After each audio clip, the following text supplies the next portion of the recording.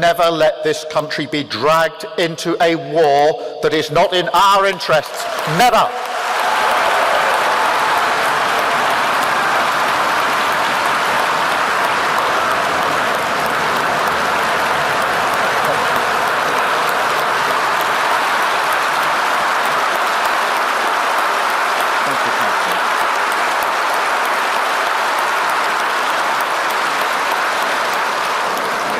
That is a lesson British politics should have learnt a long time ago with Iraq.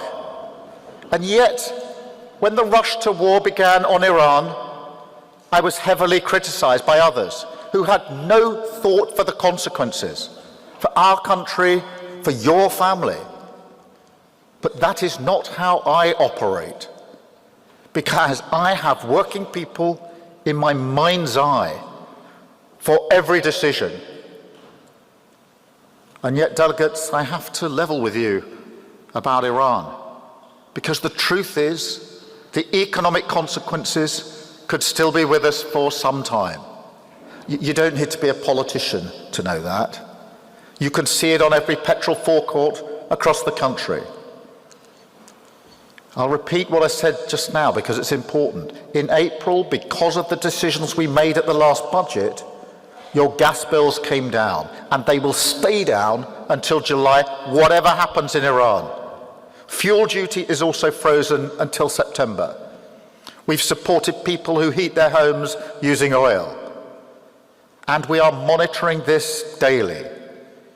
So, delegates, for example, tomorrow, I'm chairing a meeting in COBRA on the impact, bringing in people from the Bank of England, so you can be sure we will stand by working people in this crisis. Just like Iraq years ago, there is a deeper lesson here, one that British politics has continually refused to learn. Because what Iran shows is that once again, events happening miles away from Britain have the capacity to hurt our living standards, our future, and our security. And so our response will define not just this government, but arguably this generation. And so this time it must be different. We cannot respond to this moment by thinking that we just need to get back to the status quo. That is the mistake that was made after the 2008 financial crash with austerity. It was made in Brexit, COVID, and the Ukraine war. And we cannot add Iran to that list because the status quo manifestly failed working people. It kept your wages low, the economy stagnant, and your public services decimated. In other words, the status quo made working people like you pay the price. I would not go back to that, even if I could. And delegates, we can't. Because the world has changed.